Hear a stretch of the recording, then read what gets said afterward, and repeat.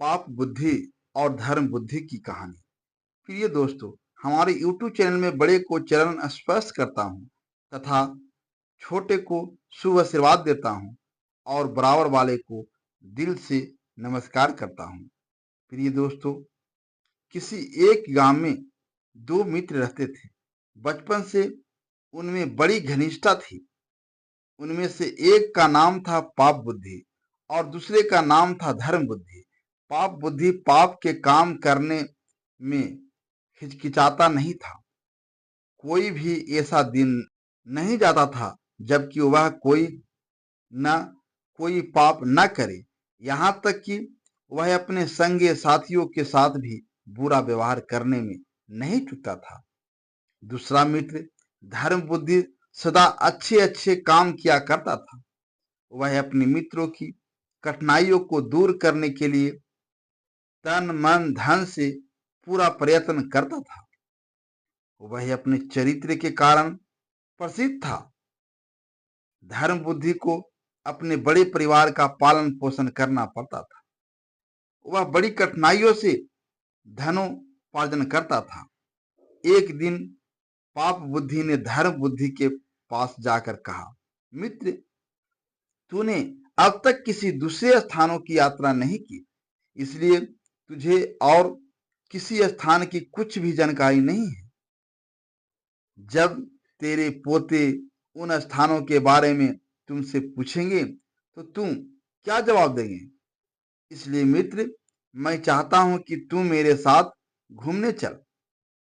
धर्म बुद्धि थारा निष्कपट, वह छल फरेब नहीं जानता था। उसने उसकी बात मान ली। ब्राह्मण से शुभ मुहूर्त निकालकर के यात्रा पर चल पड़े। चलते चलते वे एक सुंदर नगरी में जाकर रहने लगे। पाप बुद्धि ने धर्म बुद्धि की सहायता से बहुत सा धन कमाया। जब अच्छी कमाई हो गई तो वे अपने घर की ओर चल दिए। रास्ते में पाप बुद्धि मन ही मन सोचने लगा कि मैं इस धर्म बुद्धि को ठग कर इस सारे धन को हथिया लूं और धनवान बन जाऊं। इसका उपाय भी उसने खोज लिया।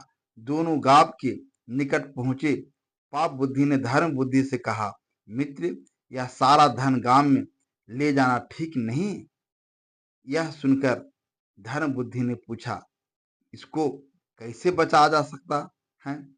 पाप बुद्धि ने कहा, सारा धन अगर गांव में ले गए तो इसे भाई बंटवा लेंगे और अगर किसी को खबर कर दी तो जीना मुश्किल हो जाएगा। इसलिए इस धन में से आवश्यकता के अनुसार थोड़ा थोड़ा लेकर बाकी को किसी जंगल में गाड़ देते हैं। जब जरूरत पड़ेगी तो आकर ले जाएंगे। यह सुनकर धर्म बुद्धि बहुत खुश हुआ। दोनों ने वैसा ही किया और घर लौट गए। कुछ दिनों बाद पाप बुद्धि उसी जंगल में गया और सारा धन निकालकर उस स्थान पर पत्थर के ढेले भर आया। उसने वह धन अपने घर में छिपा लिया और 3-4 दिन बाद वह धर्म बुद्धि के पास जाकर बोला, मित्र, जो धन हम लाए थे वह सब खत्म हो चुका है। इसलिए चलो जंगल में जाकर कुछ धन और ले आए। धर्म बुद्धि उसकी बात मान गया और अगले दिन दोनों जंगल में पहुंचे। उन्होंने गुप्त धन वाला जगह को पूरी गहराई से खोद डाला, मगर धन का कहीं भी नामो निशान नहीं था। इस पर पाप बुद्धि ने बड़े क्रोध के साथ कहा, धर्म बुद्धि, यह धन तूने लिया है। धर्म बुद्धि को बड़ा गुस्सा आया। उसने कहा, मैंने यह धन नहीं लिया। मैंने अपनी जिंदगी में आज तक ऐसा नीच काम नहीं किया। यह धन तूने ही चुराया है। पाप बुद्धि ने कहा, मैंने नहीं चुराया, तूने ही चुराया है। सच सच बता दे और आधा धन मुझे दे दे, नहीं तो मैं न्यायाधीश से तेरी शिकायत करूंगा। धर्म बुद्धि ने यह बात स्वीकार कर ली और दोनों न्यायालय में पहुंच न्यायाधीश को सारी घटना कह सुनाई। न्यायाधीश ने धर्म बुद्धि की बात मान ली और पाप बुद्धि को 100 कोड़े का दंड दिया। इस पर पाप बुद्धि कांपने लगा और बोला, महाराज, वह पेड़ साक्षी है, हम उससे पूछ ले तो वह हमें बता देगा कि उसके नीचे से धन किसने निकाला है। यह सुनकर न्यायाधीश ने उन दोनों को साथ लेकर वहां जाने का निश्चय किया।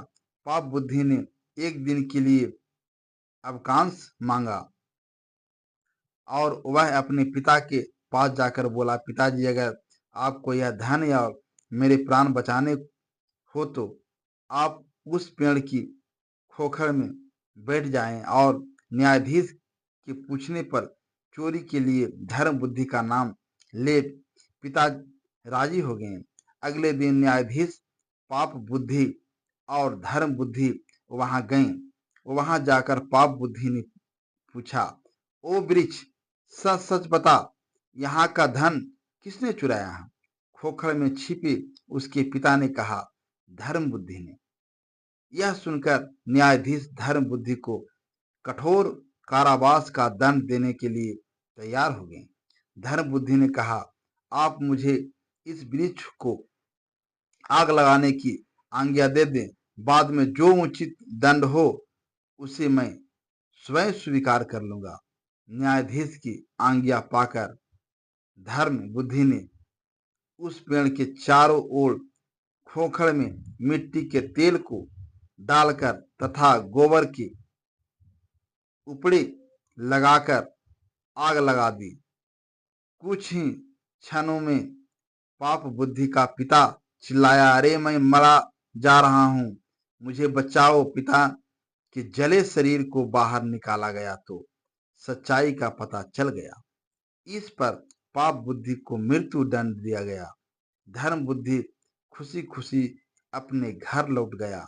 दोस्तों, यह कहानी से आपने क्या सीखा, कमेंट करके जरूर बताएं। दोस्तों, कहानी अच्छी लगी है तो इस वीडियो को लाइक करें और ऐसी ही कहानी सुनने के लिए हमारे चैनल को भी सब्सक्राइब करें और बेल आइकन को भी प्रेस करें ताकि जो भी इस तरह का नई नई कहानी अपलोड करें तो आपके पास नोटिफिकेशन सबसे पहले पहुंचे। धन्यवाद।